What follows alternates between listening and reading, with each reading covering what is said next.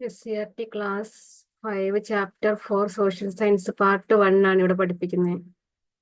Chapter 4 വസ്ത്രത്തിന്റെ നാൾ വഴികൾ. പുതിയ SCRT ടെക്സ്റ്റ് ബുക്കിന്റെ ചാപ്റ്റർ 4 ആണ് സോഷ്യൽ സയൻസ് ക്ലാസ് 5. ക്ലാസ് 4 വസ്ത്രത്തിന്റെ നാൾ വഴികൾ എന്ന ചാപ്റ്റർ ആണ് ഇത്. ഇവിടെ കുറച്ച് 4 പിക്ചർ കൊടുത്തിട്ടുണ്ട്. ഈ ജീവജാലങ്ങൾ കടുത്ത ചൂട്, അസഹനീയമായ തണുപ്പ് തുടങ്ങിയ സാഹചര്യങ്ങളെ എങ്ങനെയാണ് അതിജീവിക്കുന്നതെന്ന് ചോദിച്ചൊരു ആടിന്റെ രോമാവരണവും തത്തയുടെ തൂവലുകളും ആമയുടെ പുറന്തോടും പ്രതികൂല കാലാവസ്ഥയിൽ ഒരു വസ്ത്രം പോലെ സംരക്ഷണം ഒരുക്കുന്നു. എന്നാൽ മനുഷ്യർ ഇത്തരം സാഹചര്യങ്ങളെ എങ്ങനെയാണ് നേരിട്ടതെന്ന് നിങ്ങൾ ചിന്തിച്ചിട്ടുണ്ടോ? മനുഷ്യർക്ക് ആവശ്യമായ വസ്ത്രങ്ങൾ പ്രകൃതിയിൽ നിന്നുള്ള വിഭവങ്ങൾ കൊണ്ട് തന്നെ രൂപപ്പെടുത്തേണ്ടി വന്നു. ഇവിടെ ഒന്നും പ്രത്യേകിച്ചില്ല വായിക്കാൻ. ഇന്ന് മനുഷ്യർ ഏതെല്ലാം തരത്തിലുള്ള വസ്ത്രങ്ങളാണ് ഉപയോഗിക്കുന്നതാണ് ഇവിടെ പറഞ്ഞു ചോദിച്ചിരിക്കുന്നത്. വസ്ത്രം നമുക്ക് എങ്ങനെയെല്ലാം പ്രയോജനപ്പെടുന്നു? കൂടുതൽ കാര്യങ്ങൾ ഉൾപ്പെടുത്തി പട്ടിക പൂർത്തിയാക്കുന്നു. തണുപ്പിൽ നിന്ന് സംരക്ഷണം നൽകുന്നു, ചൂടിൽ നിന്ന് സംരക്ഷണം നൽകുന്നു, ശരീരത്തിലെ ചൂട് നിലനിർത്തുന്നു, പ്രാണികളിൽ നിന്ന് സംരക്ഷണം നൽകുന്നു. ഇതിനൊക്കെയല്ലേ വസ്ത്രങ്ങൾ ഉപയോഗിക്കുന്നത്. നമ്മൾ ഉപയോഗിക്കുന്ന വസ്ത്രത്തിന് ദീർഘകാലത്തെ ചരിത്രമുണ്ട്. ഇന്ന് ഉപയോഗിച്ചിരിക്കുന്ന വസ്ത്രങ്ങൾ, വൈവിധ്യമാർന്ന വസ്ത്രങ്ങളുടെ രൂപകൽപ്പനയിലേക്ക് നമ്മൾ എത്തിച്ചേർന്നത് എങ്ങനെയാണ്? ഈ കുറെ ചിത്രങ്ങൾ താഴെ കൊടുത്തിട്ടുണ്ട്. ആദിമ മനുഷ്യർ ഉപയോഗിച്ചിരുന്ന വസ്ത്രങ്ങള് ഇവിടെ ഒരു മരവുരി ഉപയോഗിച്ചിരുന്നു. പിന്നെ ഇലകൾ ചേർത്ത് പിടിപ്പിച്ച വസ്ത്രങ്ങളായി ഉപയോഗിച്ചിരുന്നു. പിന്നെ വന്യമൃഗങ്ങളുടെയൊക്കെ തോല് വസ്ത്രമായിട്ട് ഉപയോഗിച്ചിരുന്നു. ഇവിടെ ഇങ്ങനെ കോളം കൊടുത്തിട്ടുണ്ട്. അവർ ആദിമ മനുഷ്യർ ഉപയോഗിച്ചിരുന്ന വസ്ത്രങ്ങൾ ഏതൊക്കെയാണെന്ന്. ഇതൊന്ന് വായിച്ചു വിട്ടാൽ മതി. വേട്ടയാടി ജീവിച്ചിരുന്ന കാലത്ത് സ്വന്തം ചുറ്റുപാടുകളിൽ നിന്ന് ലഭിച്ച വസ്തുക്കളായിരുന്നു മനുഷ്യർ വസ്ത്രമാക്കി ഉപയോഗിച്ചിരുന്നത്. പുല്ല്, ഇലകൾ, മരത്തോൽ, മൃഗങ്ങളുടെ തോൽ എന്നിവ ഉപയോഗിച്ച് വസ്ത്രങ്ങൾ ഉണ്ടാക്കി. മൃഗങ്ങളുടെ കൊമ്പ്, എല്ല് എന്നിവ സൂചികളാക്കി വസ്ത്രനിർമ്മാണത്തിനുള്ള ഉപകരണങ്ങളാക്കി. മിനുസപ്പെടുത്തിയ കല്ലുകളെ ആയുധങ്ങളാക്കി ഉപയോഗിച്ചിരുന്ന കാലഘട്ടത്തിൽ വസ്ത്രങ്ങൾ തുന്നുന്നതിന് കൽസൂചി സഹായിച്ചു. മൃഗങ്ങളുടെ തോൽ, രോമം എന്നിവ വൃത്തിയാക്കിയും മയപ്പെടുത്തിയും അവർ വസ്ത്രമാക്കിയിരുന്നു. വെറുതെ ഒന്ന് വായിച്ചാൽ മതി. ആദിമ മനുഷ്യരുടെ വസ്ത്രനിർമ്മാണം ഇന്നത്തേതുപോലെ ആയിരുന്നില്ല. എന്തുകൊണ്ടാണെന്നൊക്കെ അവിടെ ചോദിച്ചിരിക്കുന്നത്. പിന്നെ നെയ്ത്ത് വിദ്യയിലേക്ക് എന്നൊരു ഹെഡിങ്. ചുറ്റുപാടുകളിൽ നിന്ന് ശേഖരിച്ച നാരുകളാണ് ആദ്യകാലങ്ങളിൽ വസ്ത്രനിർമ്മാണത്തിനായി ഉപയോഗിച്ചത്. ചുറ്റുപാടുകളിൽ നിന്ന് ശേഖരിച്ച നാരുകളാണ് ആദ്യകാലങ്ങളിൽ വസ്ത്രനിർമ്മാണത്തിനായി ഉപയോഗിച്ചത്.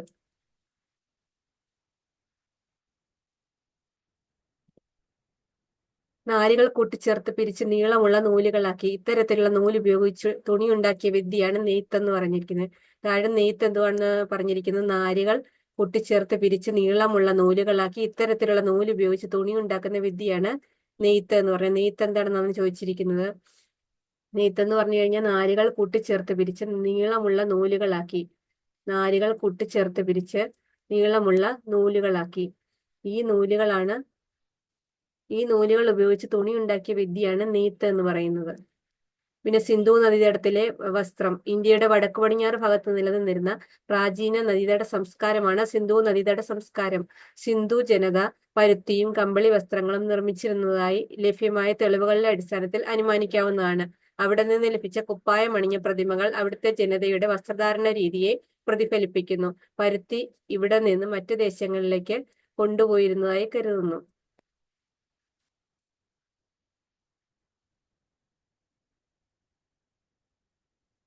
കാലക്രമേണ തുണി നെയ്തെടുക്കുന്ന വിദ്യ കൂടുതൽ വികാസം പ്രാപിച്ചു. ആദ്യകാലത്ത് പരുത്തിയിൽ നിന്നും ചണത്തിൽ നിന്നും നിർമ്മിച്ച നൂൽ ഉപയോഗിച്ച് കൈകൾ കൊണ്ട് മാത്രമാണ് തുണി നിർമ്മിച്ചിരുന്നത്.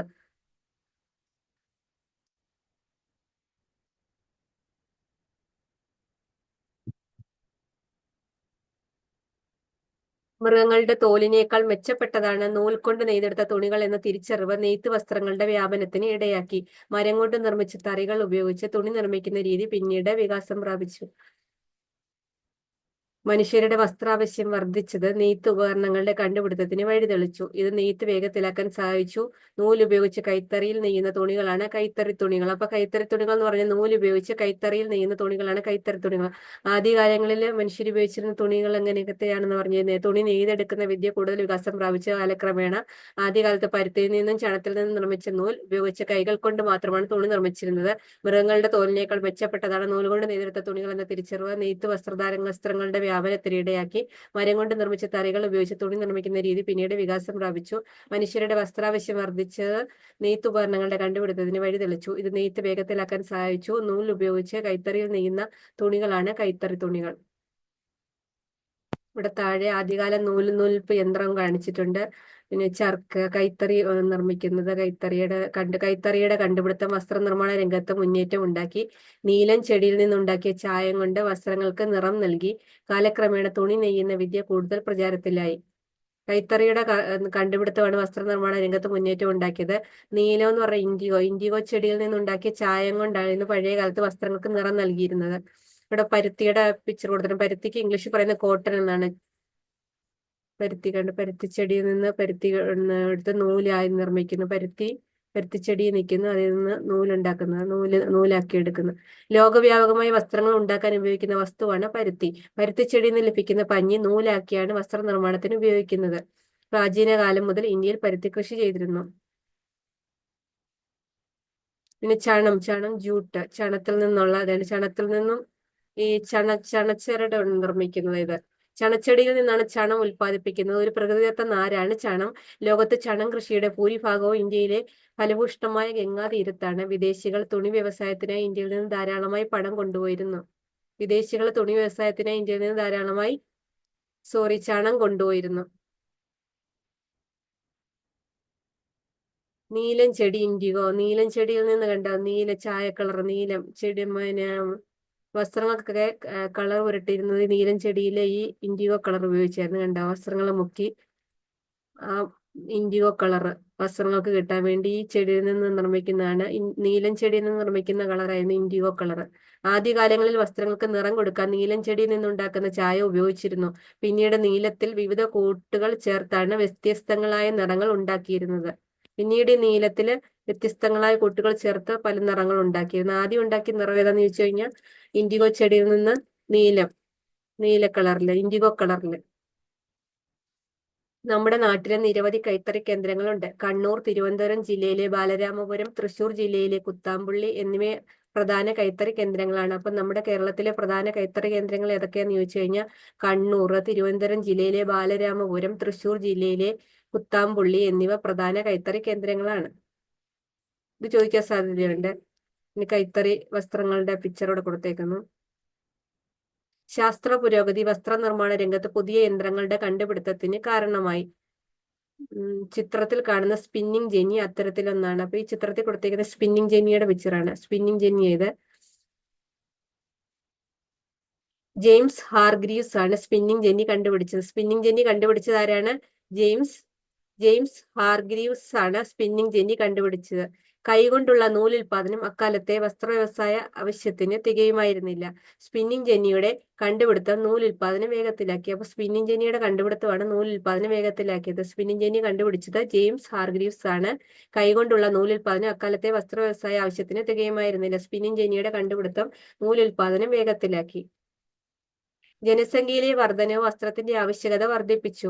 പുതിയ യന്ത്രങ്ങൾ നെയ്ത്തുവിദ്യയുടെ ഭാഗമായി. അവ മനുഷ്യപ്രയത്നം കുറച്ചു. കൈത്തറിയുടെ സ്ഥാനത്ത് യന്ത്രത്തറി വന്നു. അപ്പോൾ ജനസംഖ്യയുടെ വർധന വസ്ത്രത്തിന്റെ ആവശ്യകത വർദ്ധിപ്പിച്ചു. പുതിയ യന്ത്രങ്ങൾ നെയ്ത്തുവിദ്യയുടെ ഭാഗമായി. അവ മനുഷ്യപ്രയത്നം കുറച്ചു. കൈത്തറിയുടെ സ്ഥാനത്ത് യന്ത്രത്തറി വന്നു. യന്ത്രത്തറി പവർലൂം. യന്ത്രത്തറിയുടെ പിക്ചറാണ് ഇവിടെ കൊടുത്തിരിക്കുന്നത്. പവർലൂം. എഡ്മണ്ട് കാർട്ട്റൈറ്റ് ആണ് യന്ത്രത്തറി കണ്ടുപിടിച്ചത്. യന്ത്രത്തറി കണ്ടുപിടിച്ചത് ആരാണ്?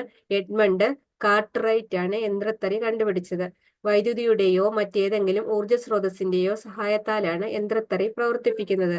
കൈത്തറിയേക്കാൾ വളരെ വേഗത്തിൽ കൂടുതൽ തുണി ഉൽപ്പാദിപ്പിക്കാൻ യന്ത്രത്തറിക്ക് കഴിയും. അപ്പൊ കൈത്തറിയേക്കാൾ വളരെ വേഗത്തിൽ കൂടുതൽ തുണി ഉൽപ്പാദിപ്പിക്കാൻ യന്ത്രത്തറിക്ക് കഴിയും. യന്ത്രത്തറി കണ്ടുപിടിച്ചത് ആരാണ്? എഡ്മണ്ട് കാർട്ട്റൈറ്റ് ആണ്. വൈദ്യുതിയുടെയോ മറ്റേതെങ്കിലും ഊർജ സ്രോതസ്സിന്റെയോ സഹായത്താലാണ് യന്ത്രത്തറി പ്രവർത്തിപ്പിക്കുന്നത്. കൈത്തറിയേക്കാൾ വളരെ വേഗത്തിൽ കൂടുതൽ തുണി ഉൽപ്പാദിപ്പിക്കാൻ യന്ത്രത്തറിക്ക് കഴിയും. യന്ത്രത്തറി കണ്ടുപിടിച്ചത് എഡ്മണ്ട് കാർട്ട്റൈറ്റ് ആണ്. ഇത് വളരെ കൂടുതൽ തുണി വേഗത്തിൽ ഉൽപ്പാദിപ്പിക്കാൻ, കൈത്തറിയേക്കാൾ വളരെ വേഗത്തിൽ കൂടുതൽ തുണി ഉൽപ്പാദിപ്പിക്കാൻ യന്ത്രത്തറിക്ക് കഴിയും. ഇവിടെ യന്ത്രവൽകൃത വസ്ത്രനിർമ്മാണത്തിന്റെ പിക്ചറാണ് ഇവിടെ കൊടുത്തിരിക്കുന്നത്. യന്ത്രവൽക്കരണത്തിന്റെ ഫലമായി കൂടുതലായി ഉൽപ്പാദിപ്പിച്ച തുണികൾ വിറ്റഴിക്കാൻ കമ്പോളങ്ങൾ തേടി യൂറോപ്യൻ ലോകത്തിന്റെ വിവിധ ഭാഗങ്ങളിലേക്ക് സഞ്ചരിച്ചു. കൂട്ടത്തിൽ അവർ ഇന്ത്യയിലും എത്തി. തുണി വ്യവസായത്തിന് ആവശ്യമായ അസംസ്കൃത വസ്തുക്കൾ ഇന്ത്യയിൽ നിന്ന് അവർ യൂറോപ്പിലേക്ക് കൊണ്ടുപോയി. യന്ത്രങ്ങളുടെ സഹായത്തോടെ അവിടെ ഉൽപ്പാദിപ്പിച്ച തുണികൾ ഇന്ത്യയിൽ എത്തിച്ച് വിറ്റഴിച്ചു. അപ്പൊ യന്ത്രവൽക്കരണത്തിന്റെ ഫലമായി കൂടുതലായി ഉൽപ്പാദിപ്പിച്ച തുണികൾ വിറ്റഴിക്കാൻ കമ്പോളങ്ങൾ തേടി യൂറോപ്യർ ലോകത്തിന്റെ വിവിധ ഭാഗങ്ങളിലേക്ക് സഞ്ചരിച്ചു. കൂട്ടത്തിൽ അവർ ഇന്ത്യയിലും എത്തി. തുണി വ്യവസായത്തിന് ആവശ്യമായ അസംസ്കൃത വസ്തുക്കൾ ഇന്ത്യയിൽ നിന്ന് അവർ യൂറോപ്പിലേക്ക് കൊണ്ടുപോയി. യന്ത്രങ്ങളുടെ സഹായത്തോടെ അവിടെ ഉൽപ്പാദിപ്പിച്ച തുണികൾ ഇന്ത്യയിൽ എത്തിച്ച് വിറ്റഴിച്ചു. അപ്പൊ യൂറോപ്യരെ പറ്റി താഴെ പറഞ്ഞിരിക്കുന്നത് ഭൂമിയിലെ 7 വൻകരകളിലൊന്നാണ് യൂറോപ്പ്. ഈ വൻകരയിലുള്ള ജനതയാണ് യൂറോപ്യർ എന്ന് വിളിക്കുന്നത്. യൂറോപ്പിൽ നിന്നും കച്ചവടത്തിനായി ഇന്ത്യയിൽ എത്തിയവരാണ് പോർച്ചുഗീസുകാർ. പോർച്ചുഗലിൽ നിന്നെത്തിയവരാണ് പോർച്ചുഗീസുകാർ. ഡച്ചുകാർ നെതർലൻഡ്സിൽ നിന്നെത്തിയവര്, ഇംഗ്ലീഷുകാർ ഇംഗ്ലണ്ടിൽ നിന്നെത്തിയവര്, ഫ്രഞ്ചുകാർ ഫ്രാൻസിൽ നിന്നെത്തിയവര് എന്നിവരാണ് യൂറോപ്പിൽ നിന്നും കച്ചവടത്തിനായി ഇന്ത്യയിൽ എത്തിയവരാണ് പോർച്ചുഗീസുകാര്, ഡച്ചുകാര്, ഇംഗ്ലീഷുകാര്, ഫ്രഞ്ചുകാർ എന്നിവര്. ഇന്ത്യയെ കോളനിയാക്കി മാറ്റിയ അവർ ഇവിടെ നിന്നുള്ള അസംസ്കൃത വസ്തുക്കൾ അവരുടെ ദേശങ്ങളിലേക്ക് കൊണ്ടുപോയി. ഇക്കൂട്ടത്തിൽ ഏറ്റവും കൂടുതൽ കാലം ഇന്ത്യയെ കോളനിയാക്കി വെച്ചിരുന്നത് ആരാണ്? ഇംഗ്ലീഷുകാരാണ് ഏറ്റവും കൂടുതൽ കാലം ഇന്ത്യയെ കോളനിയാക്കി വെച്ചിരുന്നത്.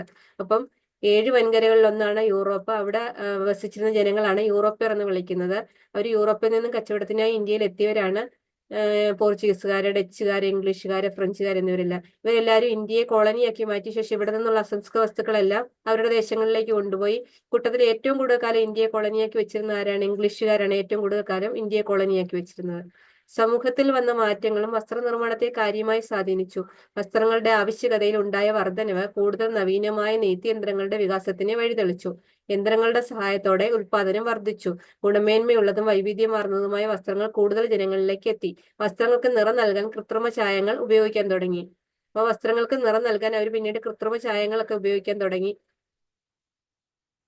അങ്ങനെ കൂടുതൽ വസ്ത്രങ്ങൾ യന്ത്രങ്ങളുടെ സഹായത്തോടെ കൂടുതൽ വസ്ത്രങ്ങൾ ഗുണമേന്മയുള്ളതും വൈവിധ്യമാർന്നതുമായ കൂടുതൽ വസ്ത്രങ്ങൾ ജനങ്ങളിലേക്ക് എത്തി. അപ്പൊ വസ്ത്രങ്ങളുടെ ആവശ്യകതയിൽ ഉണ്ടായ വർധനമാണ് ഇങ്ങനെ നെയ്ത്ത് യന്ത്രങ്ങളുടെ വികാസത്തിന് വഴിതെളിച്ചത്. ഇവിടെ കുറെ പിക്ചർ, പുതിയ തരത്തിലുള്ള വസ്ത്രങ്ങൾ, വൈവിധ്യമാർന്ന വസ്ത്രങ്ങളും തുണികളുടെയും പിക്ചറാണ് ഇവിടെ കൊടുത്തിരിക്കുന്നത്.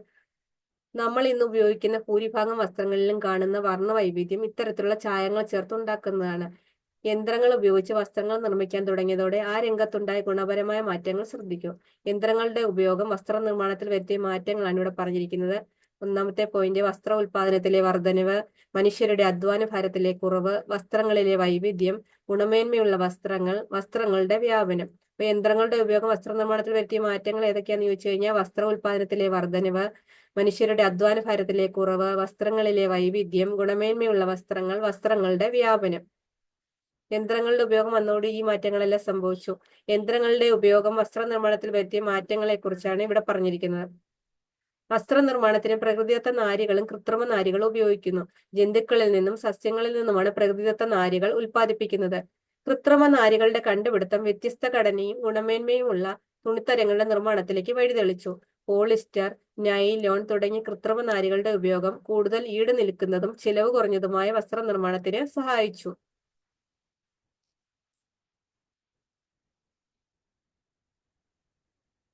വസ്ത്രനിർമ്മാണത്തിന് ഉപയോഗിക്കുന്ന നാരുകൾ.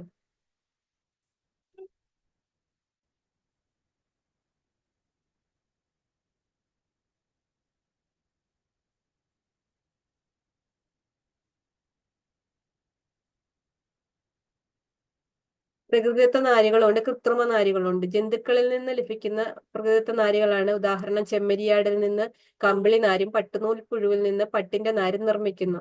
പ്രകൃതിദത്ത നാരുകൾ ജന്തുക്കളിൽ നിന്ന് ലഭിക്കുന്നുണ്ട്, സസ്യങ്ങളിൽ നിന്ന് ലഭിക്കുന്നുണ്ട്. ജന്തുക്കളിൽ നിന്ന് ലഭിക്കുന്നതിന് ഉദാഹരണമാണ് ചെമ്മരിയാടിൽ നിന്ന് കമ്പിളി നാരും പട്ടുനൂൽ പുഴുവിൽ നിന്ന് പട്ടിന്റെ നാരും നിർമ്മിക്കുന്നു.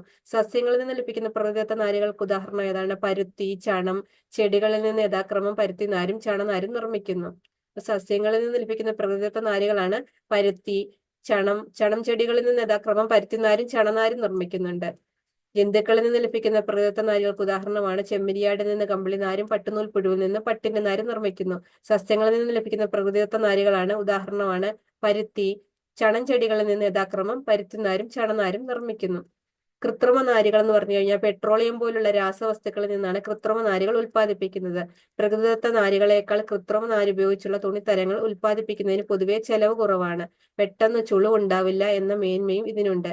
ഉദാഹരണം പോളിസ്റ്റർ, നൈലോൺ, റയോൺ എന്നിവ കൃത്രിമ നാരുകൾക്ക് ഉദാഹരണമാണ്. കൃത്രിമ നാരുകൾ എന്ന് പറഞ്ഞാൽ പെട്രോളിയം പോലുള്ള രാസവസ്തുക്കളിൽ നിന്നാണ് കൃത്രിമ നാരുകൾ ഉൽപ്പാദിപ്പിക്കുന്നത്. പ്രകൃതിദത്ത നാരുകളേക്കാൾ കൃത്രിമ നാര് ഉപയോഗിച്ചുള്ള തുണിത്തരങ്ങൾ ഉൽപ്പാദിപ്പിക്കുന്നതിന് പൊതുവെ ചെലവ് കുറവാണ്. പെട്ടെന്ന് ചുളിവുണ്ടാവില്ല എന്ന മേന്മയും ഇതിനുണ്ട്. ഉദാഹരണം പോളിസ്റ്റർ, നൈലോണ്, റയോണ് എന്നിവയാണ്. അപ്പൊ പ്രകൃതിദത്ത നാരുകളും കൃത്രിമ നാരുകളും ഇത് പഠിക്കേണ്ട പോയിന്റാണ്. പ്രകൃതിദത്ത നാരുകൾ ജന്തുക്കളിൽ നിന്ന് ലഭിക്കുന്നുണ്ട്, സസ്യങ്ങളിൽ നിന്ന് ലഭിക്കുന്നുണ്ട്. കൃത്രിമ നാരുകൾ പെട്രോളിയം പോലുള്ള രാസവസ്തുക്കളിൽ നിന്നാണ് കൃത്രിമ നാരുകൾ ഉത്പാദിപ്പിക്കുന്നത്. ഇത് പ്രകൃതിദത്ത നാരുകളേക്കാൾ കൃത്രിമ നാര് ഉപയോഗിച്ചുള്ള തുണിത്തരങ്ങൾ ഉത്പാദിപ്പിക്കുന്ന പൊതുവെ ചെലവ് കുറവാണ്, പെട്ടെന്ന് ചുളിവുണ്ടാവില്ല എന്ന മേന്മയും ഇതിനുണ്ട്. ഉദാഹരണം പോളിസ്റ്റർ, നൈലോൺ, റയോൺ എന്നിവ കൃത്രിമ നാരുകൾക്ക് ഉദാഹരണമാണ്. അപ്പൊ കൃത്രിമ നാരുകൾക്ക് ഉദാഹരണം താഴെ തന്നിരിക്കുന്നത് ഏതൊക്കെയാന്ന് ചോദിച്ചു കഴിഞ്ഞാൽ ഏതൊക്കെയാ? പോളിസ്റ്റർ, നൈലോൺ, റയോൺ എന്നിവയാണ് കൃത്രിമ നാരുകൾക്ക് ഉദാഹരണം. പ്രകൃതിദത്ത നാരുകൾക്ക് ഉദാഹരണം പരുത്തി, ചണം ചെടിയിൽ നിന്ന് ലഭിക്കുന്ന ചണനാരും പരുത്തിനാരും, ചെമ്മരിയാടിൽ നിന്ന് ലഭിക്കുന്നതും പട്ടുനൂൽപ്പുഴിൽ നിന്ന് ലഭിക്കുന്നതൊക്കെ പ്രകൃതിദത്ത നാരുകളാണ്. പ്രകൃതിജന്യ നാരുകൾ ഏതൊക്കെ ജീവികളിൽ നിന്ന് സസ്യങ്ങളിൽ നിന്നുമാണ് ഉത്പാദിപ്പിക്കുന്നതെന്ന് ഇവിടെ പറഞ്ഞിരിക്കുന്നത്. പട്ടുനൂൽപ്പുഴുവിൽ നിന്നാണ്. പരുത്തിച്ചെടിയിൽ നിന്ന്. ചണം ചണച്ചെടിയിൽ നിന്ന്. കമ്പിളി എവിടെ മുകളിൽ പറഞ്ഞിട്ടുണ്ടല്ലോ, ചെമ്മരിയാടിൽ നിന്നാണ് കമ്പിളി ഉത്പാദിപ്പിക്കുന്നത്. നിങ്ങളുടെ പ്രദേശത്തെ തുന്നക്കട അതൊന്നും വായിക്കേണ്ട. വസ്ത്രങ്ങളിലെ വൈവിധ്യം. വ്യത്യസ്ത കാലാവസ്ഥയിൽ അനുയോജ്യ വസ്ത്രങ്ങളാണ് നമ്മൾ ധരിക്കുന്നത്. കാലാവസ്ഥയുടെ മാറ്റത്തിനനുസരിച്ചാണ് വസ്ത്രധാരണത്തിൽ വ്യത്യാസങ്ങൾ ഉണ്ടാകുന്നത്. ഇവിടെ വേണ്ട ഓരോ തണുപ്പ് കാലത്ത് ഉപയോഗിക്കുന്നത് സ്വെറ്റർ, പിന്നെ ഓരോ മഴയത്ത് റെയിൻകോട്ട് ഉപയോഗിക്കുന്നു, പിന്നെ പോലീസിന്റെ ഡ്രസ്സ് ഒക്കെ കൊടുത്തേക്കുന്നു, ഡോക്ടറിന്റെ. കാലാവസ്ഥ, രോഗപ്രതിരോധം, അധികാരം, പദവി, തൊഴിൽ എന്നിവ. കാലാവസ്ഥയ്ക്ക് അനുസരിച്ച് ഓരോരുത്തർ ഓരോ ഡ്രസ്സ് ധരിക്കുന്നു. പിന്നെ അധികാരം, പദവി അനുസരിച്ച് ഓരോ തൊഴിലിനനുസരിച്ച് ഓരോ ഡ്രസ്സ് ഇല്ലേ ഓരോരുത്തർക്കും. കാലാവസ്ഥ, ആചാരം, അധികാര സ്ഥാപനങ്ങൾ, തൊഴിൽ, പ്രാദേശിക വ്യത്യാസങ്ങൾ ഇവയെല്ലാം വസ്ത്രധാരണത്തെ സ്വാധീനിക്കുന്നു. വസ്ത്രം മാത്രമല്ല, വസ്ത്രത്തോടൊപ്പം ധരിക്കുന്ന ആഭരണങ്ങൾ, തൊപ്പികൾ, പാദരക്ഷകൾ എന്നിവയിലെല്ലാം ഈ വൈവിധ്യം കാണാൻ കഴിയും. ഇന്ന് വസ്ത്രത്തിലും വസ്ത്രധാരണ രീതിയിലും വളരെയേറെ വൈവിധ്യങ്ങളും സമാനതകളും നമുക്ക് കാണാം. കാലാവസ്ഥ, യാത്ര ചെയ്യുന്നതിനുള്ള സൗകര്യം എന്നിവ പരിഗണിച്ച് അനുയോജ്യമായ വസ്ത്രം തിരഞ്ഞെടുക്കുന്നവരാണ് നമ്മളിൽ അധികവും. വസ്ത്രവൈവിധ്യം പ്രകടമായി കാണാൻ കഴിയുന്ന മറ്റൊരു മേഖല കലാരംഗമാണ്.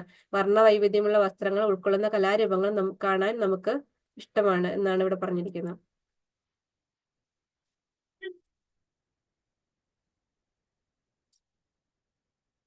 ഇവിടെ താഴെ കുറെ പിക്ചർ കൊടുത്തിട്ടുണ്ട്. കഥകളിയുടേതും പിന്നെ മോഹിനിയാട്ടത്തിൻ്റെതും അങ്ങനെ കുറെ ഒപ്പന, വ്യത്യസ്ത കലാരൂപങ്ങളുടെ പിക്ചർ കൊടുത്തേക്കുന്നത്. തന്നിരിക്കുന്ന ചിത്രങ്ങളിലെ വസ്ത്രാലങ്കാരങ്ങൾ നിരീക്ഷിച്ച് അവ ഏതേത് കലാരൂപങ്ങളുടേതാണെന്ന് തെരഞ്ഞെടുത്ത് കണ്ടെത്തി പട്ടിക എഴുതുകയാണ് ഇവിടെ പറഞ്ഞിരിക്കുന്നത്. വസ്ത്രധാരണത്തിലെ വിവേചനങ്ങൾ. ഇത് ശ്രീ ഉത്രം തിരുനാൾ മഹാരാജാവ് ഇന്ത്യതാണ്. ഇത് പണ്ടത്തെ ശ്രീ പത്മനാഭദാസ വഞ്ചിബാല മാർത്താണ്ഡവർമ്മ കുലശേഖരപതി എന്ന ഒരു ലെറ്റർ എഴുതിയിരിക്കുന്നതാണ് കൊടുത്തിരിക്കുന്നത്.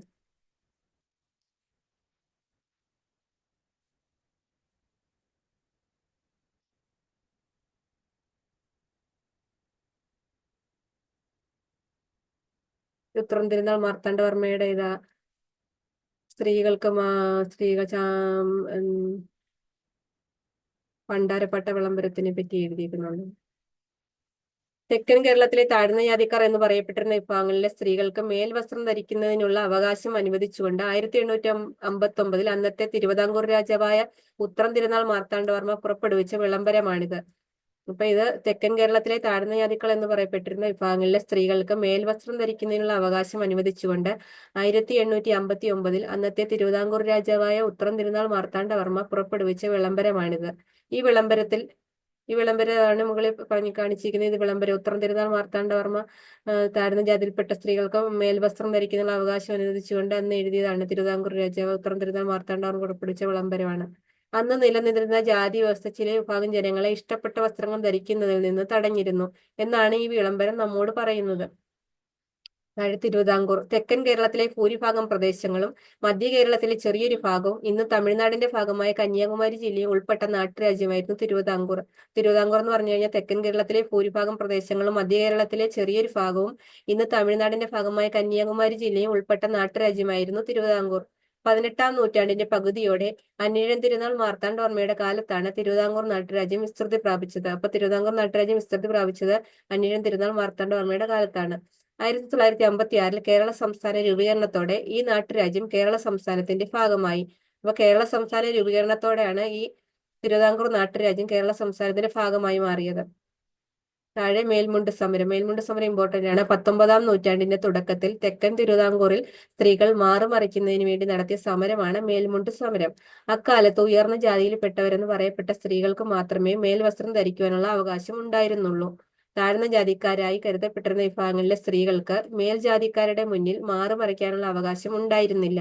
ഇതിനെതിരെ 19-ാം നൂറ്റാണ്ടിന്റെ ആദ്യഘട്ടത്തിൽ ഈ അവകാശം നേടിയെടുക്കുന്നതിനായി നടത്തിയ സമരമാണ് മേൽമുണ്ട് സമരം എന്ന് പറയുന്നത്.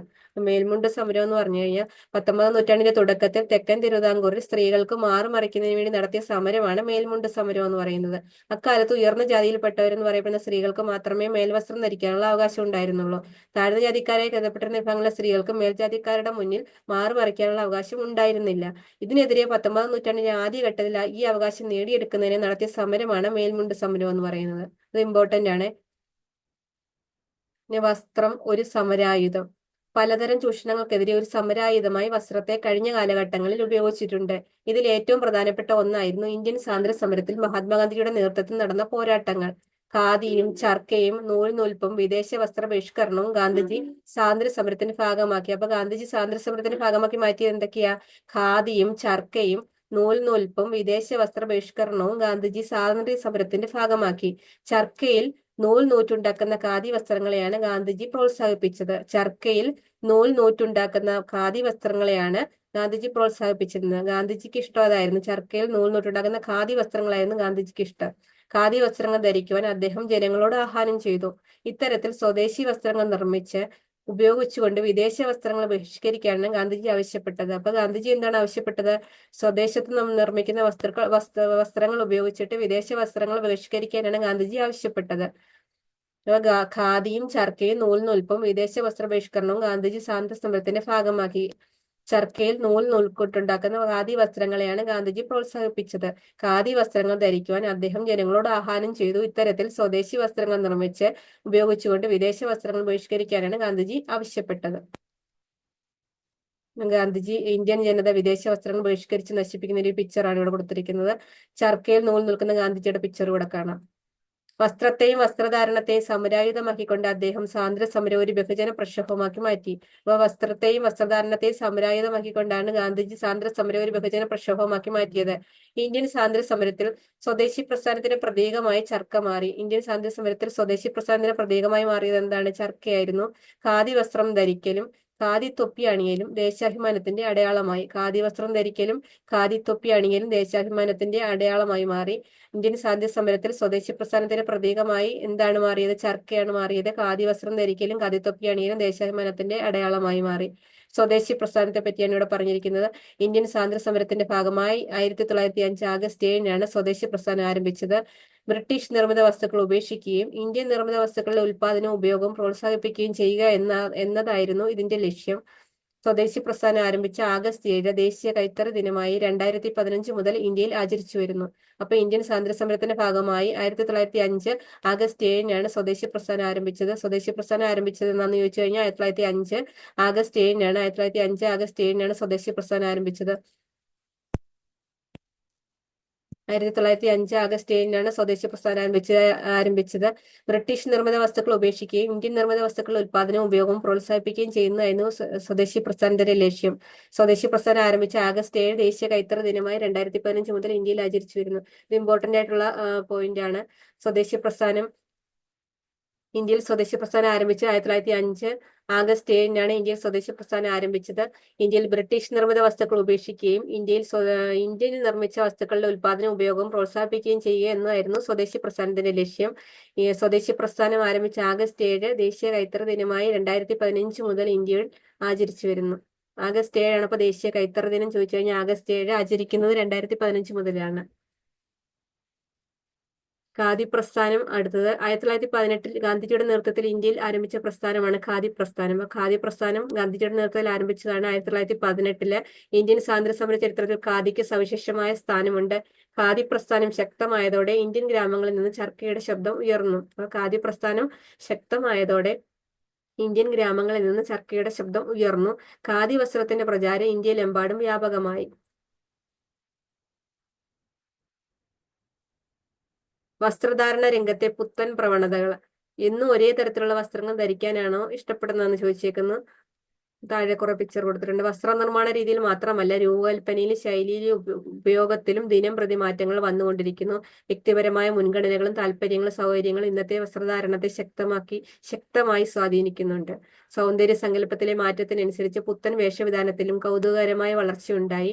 പരസ്യങ്ങൾ, സിനിമകൾ, സാമൂഹ്യ മാധ്യമങ്ങൾ തുടങ്ങിയവ വസ്ത്രങ്ങളുടെ തിരഞ്ഞെടുപ്പിനെ കാര്യമായി സ്വാധീനിക്കുന്നുണ്ട്.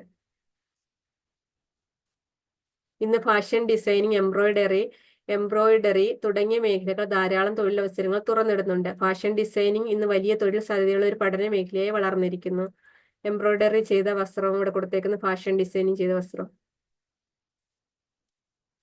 വസ്ത്രനിർമ്മാണ രംഗത്ത് വിവിധ തൊഴിൽ മേഖലകൾ ഏതൊക്കെയാണെന്ന് ഇവിടെ പറഞ്ഞിരിക്കുന്നത്. വസ്ത്രനിർമ്മാണ രംഗത്തെ തൊഴിൽ മേഖലകൾ നെയ്ത്ത്, വസ്ത്രാലങ്കാരം, തുന്നൽ, എംബ്രോയിഡറി, ഡിസൈനിങ്, ചായമുക്കൽ, നൂൽനൂൽപ്പ്.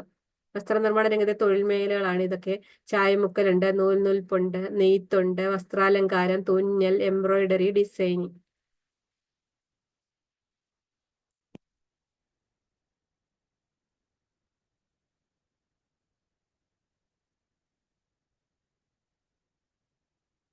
ലോകത്താകെ ടൺ കണക്കിന് വസ്ത്രങ്ങളാണ് വലിച്ചെറിയപ്പെടുന്നത്. ഇത് പരിസ്ഥിതിയെ പ്രതികൂലമായി ബാധിക്കുന്നു. ഉപയോഗിക്കാത്ത വസ്ത്രങ്ങളും ഉപേക്ഷിക്കുന്ന വസ്ത്രങ്ങളും നമ്മുടെ നാട്ടിൽ വർദ്ധിച്ചുകൊണ്ടിരിക്കുന്നു.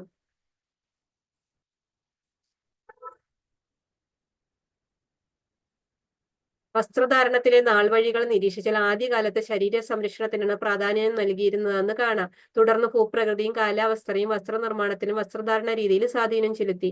മാറി വരുന്ന സൗന്ദര്യ സങ്കല്പങ്ങളും സാംസ്കാരിക വൈവിധ്യങ്ങളും വർത്തമാനകാലത്തെ വസ്ത്രധാരണ രീതിയെ സ്വാധീനിക്കുന്നു. ഇഷ്ടവസ്ത്രം ധരിക്കുമ്പോൾ നമുക്ക് അഭിമാനവും ആത്മവിശ്വാസവും വർദ്ധിക്കില്ലേ? മനുഷ്യന്റെ അടിസ്ഥാന ആവശ്യങ്ങളിൽ ഒന്നായ വസ്ത്രം സമൂഹത്തിലെ എല്ലാ വിഭാഗം ജനങ്ങൾക്കും ലഭ്യമാകണം. പിന്നെ ഇവിടെ തുടർ പ്രവർത്തനങ്ങളാണ് പറഞ്ഞിരിക്കുന്നതൊക്കെ. ഇന്ത്യയിലെ വിവിധ സംസ്ഥാനങ്ങളിലെ വസ്ത്രവൈവിധ്യമൊക്കെ തുടർ പ്രവർത്തനങ്ങൾ. ഇത്രയാണ് chapter 4 class 5 social science part 1. പുതിയ SCERT കുറെ കാര്യങ്ങൾ പറഞ്ഞിട്ടുണ്ട്. ഇതിൽ ഇമ്പോർട്ടന്റ് ആയിട്ടുള്ള പോയിന്റ് സ്വദേശി പ്രസ്ഥാനം, പിന്നെ ഗാന്ധിജിയുടെ ചർക്ക ശാന്തി സമരത്തിലേതും, പിന്നെ ഉത്രം തിരുനാൾ മാർത്താണ്ഡവർമ്മയെ പറ്റി പറഞ്ഞിരിക്കുന്നതൊക്കെയാണ് ഇമ്പോർട്ടന്റ് ആയിട്ടുള്ളത്. ഇവിടെ സ്വദേശി പ്രസ്ഥാനം, ഖാദി പ്രസ്ഥാനം ഇവിടെ വായിക്കണം. ഇത് ഇമ്പോർട്ടന്റ് ആയിട്ടുള്ള പോയിന്റാണ്. ഖാദി പ്രസ്ഥാനം 1918 ഗാന്ധിജി ആരംഭിച്ച പ്രസ്ഥാനമാണ് ഖാദി പ്രസ്ഥാനം. ഇത് ഖാദി വസ്ത്രത്തിന്റെ പ്രചാരം ഇന്ത്യയിലെമ്പാടും വ്യാപകമായി. ഖാദി പ്രസ്ഥാനം. സ്വദേശി പ്രസ്ഥാനം 1905 ആഗസ്റ്റ് 7 ദേശീയ കൈത്തറി ദിനമായി ആചരിക്കുന്നു. 2015 മുതൽ ബ്രിട്ടീഷ് നിർമ്മിത വസ്തുക്കൾ ഉപേക്ഷിക്കുക, ഇന്ത്യൻ നിർമ്മിത വസ്തുക്കളുടെ ഉൽപ്പാദനം ഉപയോഗം പ്രോത്സാഹിപ്പിക്കുക എന്നായിരുന്നു സ്വദേശി പ്രസ്ഥാനത്തിന്റെ ലക്ഷ്യം. പിന്നെ ഇവിടെ വേറെ ഒന്നും പഠിക്കാൻ പ്രത്യേകിച്ച്. പിന്നെ മേൽമുണ്ട് സമരം, ഉത്രം തിരുനാൾ മാർത്താണ്ഡവർമ്മയുടെയാണ്. മേൽമുണ്ട് തിരുവിതാംകൂർ മഹാരാജാവിന്റെ അവിടുത്തെ 19ാം നൂറ്റാണ്ടിന്റെ ആദ്യഘട്ടത്തിൽ അവകാശം നേടിയെടുക്കുന്നതിന് നടത്തിയ സമരമാണ് മേൽമുണ്ട് സമരം.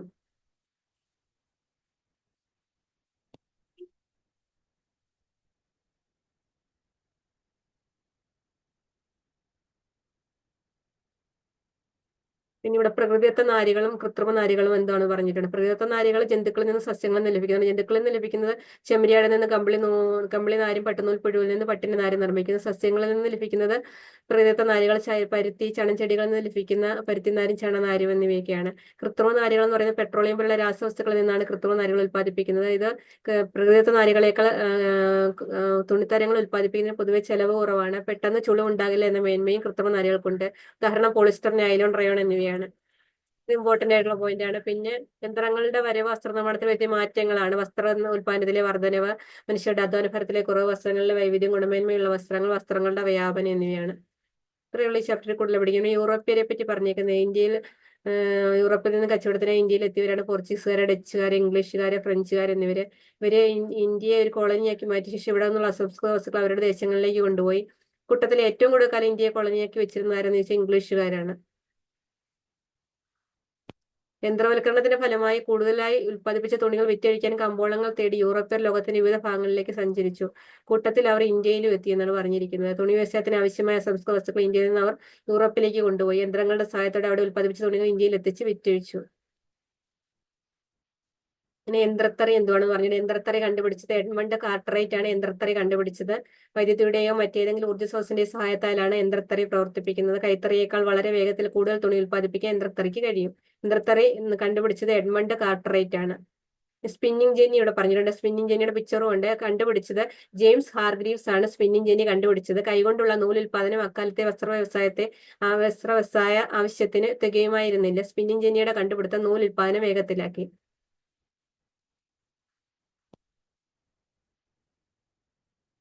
ഇത്രയുള്ള ഈ ചാപ്റ്റർ പ്രധാനപ്പെട്ടതായിട്ടുള്ളതായിട്ട് പറയുന്നത്.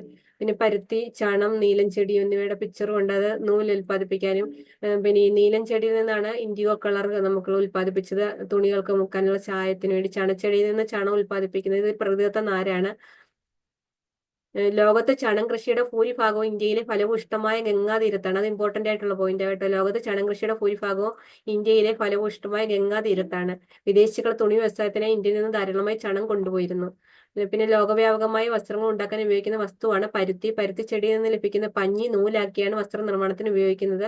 പ്രാചീന കാലം മുതൽ ഇന്ത്യയിൽ പരുത്തി കൃഷി ചെയ്തിരുന്നു. പിന്നെ കൈത്തറിയുടെ കണ്ടുപിടുത്ത വസ്ത്രനിർമ്മാണ രംഗത്ത് മുന്നേറ്റം ഉണ്ടാക്കി. നീലം ചെടിയിൽ നിന്നുണ്ടാക്കി ചായം കൊണ്ട് വസ്ത്രങ്ങൾക്ക് നിറം നൽകി. നീലം ചെടിയിൽ നിന്നുണ്ടാക്കി ചായം കൊണ്ടായിരുന്നു വസ്ത്രങ്ങൾക്ക് നിറം നൽകിയിരുന്നത്.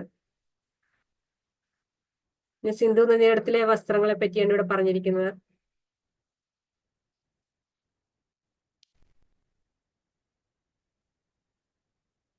നാരുകൾ കൂട്ടിച്ചേർത്ത് പിരിച്ച് നീളമുള്ള നൂലുകളാക്കി. ഇത്തരത്തിലുള്ള നൂല് ഉപയോഗിച്ച് തുണി ഉണ്ടാക്കുന്ന വിദ്യയാണ് നെയ്ത്ത് എന്ന് പറയുന്നത്. നെയ്ത്ത് എന്താണെന്നാണ് ഇവിടെ പറഞ്ഞിരിക്കുന്നത്. പിന്നെ ആദിമ മനുഷ്യരുടെ വസ്ത്രനിർമ്മാണ രീതി മരവുരിയും പിന്നെ ഇലകളൊക്കെ വെച്ച് പിടിപ്പിച്ചുള്ള ഡ്രസ്സും പിന്നെ മൃഗങ്ങളുടെയൊക്കെ തോല് ഉപയോഗിച്ചുള്ള ഡ്രസ്സും. ഇത്രയുള്ള ഈ ചാപ്റ്റർ 4 വസ്ത്രത്തിന്റെ നാൾ വഴികള്. പുതിയ SCERT ടെക്സ്റ്റിലെയാണ് എല്ലാം വായിച്ചിട്ട് എല്ലാം ഫുൾ വായിച്ചിട്ടുണ്ട്. Thank you.